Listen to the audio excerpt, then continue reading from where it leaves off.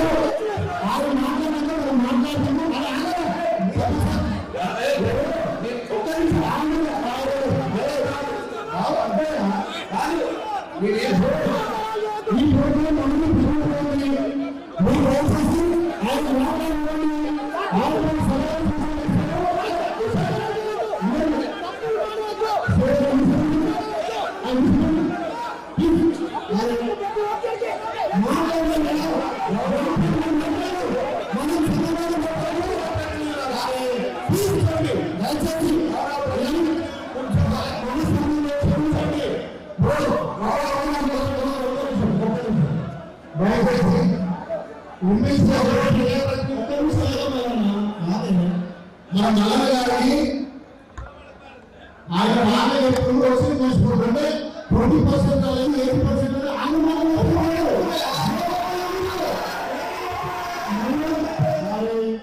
నల్లని మీరు చేయబట్టాలి.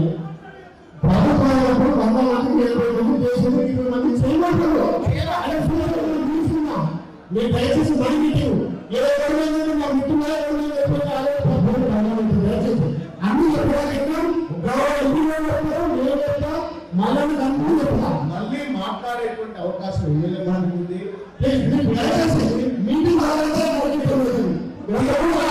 దీనివల్ల ఏమైతుందంటే మనము లేవడం వల్ల అరవడం వల్ల లెక్కలు మారుకోవు. అధికారులు ఇచ్చినటువంటి లెక్కలు ఇవన్నీ అధికారులు ఇచ్చినటువంటి లెక్కలే మనం మాట్లాడుకుంటున్నాం.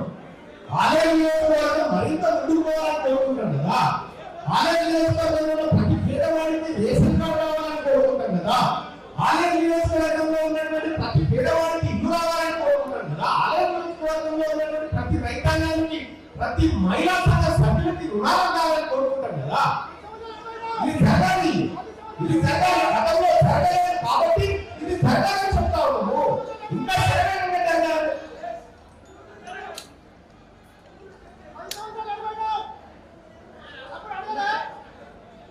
కొద్దిగా దానివల్ల ఏం రాదు. మన నియోజకవర్గాన్ని ఎట్లా డెవలప్ చేసుకోవాలనేటువంటి చర్చ జరగాలి కదా. కాబట్టి నేను గౌరవ ప్రజాప్రతినిధులను తెలియజేస్తా ఉన్నా, ఇది మా ఇంటి కార్యక్రమం, ఐవేగా ఇంటి కార్యక్రమం కాదు, మనందరిది.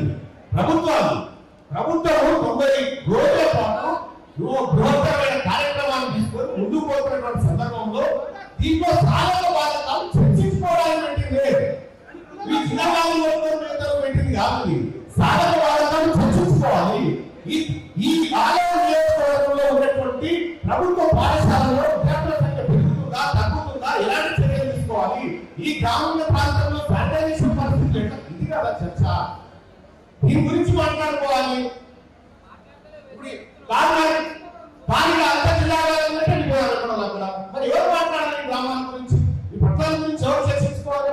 మీరు గెలిచినటువంటి ప్రజాప్రతినిధులు అందరూ ఇక్కడ ఉన్నారు. వాళ్ళందరినీ మనందరికీ బాధ్యత. మనం పబ్లిక్ సర్వీస్ కి మనం ప్రజల కోసం పనిచేయాల్సినటువంటి జీతాల వరకు ప్రజల సమాధానం చెప్పుకోవాలి.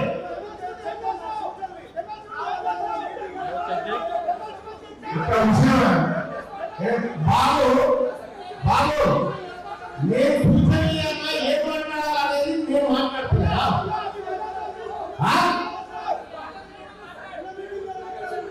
ఇది టీఆర్ఎస్ పార్టీ కార్యక్రమం, కాంగ్రెస్ పార్టీ కార్యక్రమం కాదా? కనీసం అవగాహన లేకపోతే ప్రభుత్వ కార్యక్రమం, ఇది ప్రభుత్వ కార్యక్రమం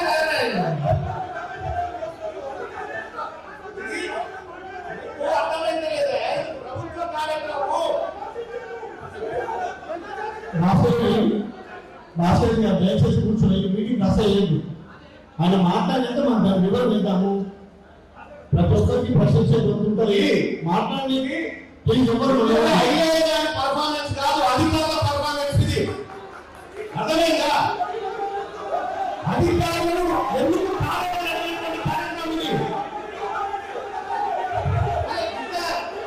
ఇది కరెక్ట్ కాదు, ఇది కరెక్ట్ కాదు, ఇది చేయడం. సరే సరే ఒకటి చెప్తా ఉన్నా, ప్రజలందరూ మంచుకుంటే అందరికీ సంతోషం. ప్రజలు ఇబ్బంది పడకూడదు, ప్రజలు ఎక్కడ కూడా ఇబ్బంది పడకూడదు. మీరు అట్లా దాని గురించి మాట్లాడుతుంటే నేను ఎగిరి కాకొచ్చిన. అయితే తెలంగాణ రాష్ట్రంలో ఇదో అది అని పద్ధతి కాదు సార్. ఈడ వచ్చింది నేను జిందాబాద్ పెట్టడానికి రాలేదు. అర్థమైందా? నేను జిందాబాద్ పెట్టడానికి రాలేదు. ప్రజల కష్ట సుఖాలు జరుగుతున్నటువంటి అన్ని అంశాల పట్ల సుదీర్ఘంగా చర్చించడానికి వచ్చిన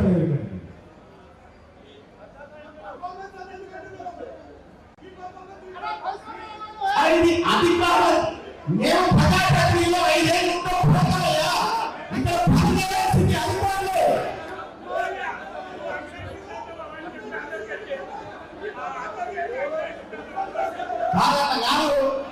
మీరు దయచేసి మీరు ప్రజాప్రతినిధులు శాంతంగా ఉండండి.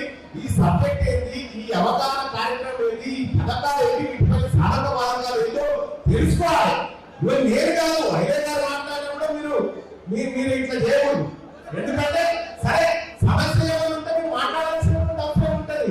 రేపు పుస్తకాలు మీరు అక్కడే ఉన్నారు కదా, ఇంకా పైకి వస్తారు కదా, ఇంకా పై స్థాయిలోకి వస్తారు కదా, అప్పుడు కూడా మీరు మాట్లాడాల్సింది ఇవే కదా.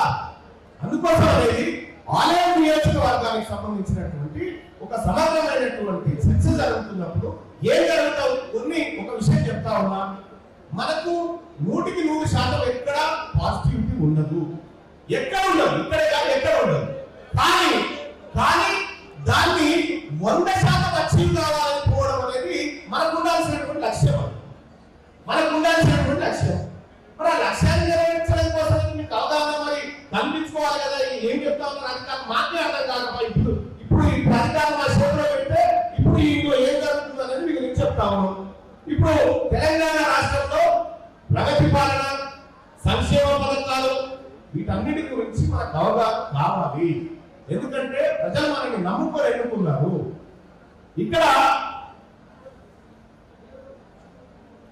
ఈ సంక్షేమ పథకాల మీద పెట్టినటువంటి అంశాలు ఏవైతే ఉచిత కరెంట్ కానీ, రైతు భరోసా కానీ, రైతు బీమా కానీ, లేకపోతే ఇంకా కొన్ని అవగాహన కార్యక్రమాలు కూడా పెట్టిన పోలీస్ శాఖకు సంబంధించి ఇక్కడ ప్రజలను గుర్తుపెట్టుకోండి. మానవుని అభివృద్ధి అనేది సంక్షేమ పథకాల మీద ఆధారపడదు. మానవుని అభివృద్ధి అనేది సంక్షేమ పథకాల మీద జరగకూడదు. మానవుని నైతిక అభివృద్ధి పథకాల మీద జరగాలి. అది అసలైన అభివృద్ధి. అది దేశానికి, రాష్ట్రానికి, నియోజకవర్గాలన్నింటినీ మంచిది. ఇక్కడ గతంలో ఉన్నటువంటి వాళ్ళు కానీ ఇప్పుడు కానీ ఎప్పుడు కానీ నేను ఇందులో మాట్లాడినప్పటికీ కూడా ఉచిత కరెంట్, ఉచిత గ్యాస్, ఉచిత ప్రయాణం, ఇంకా రేపు పొద్దుగాల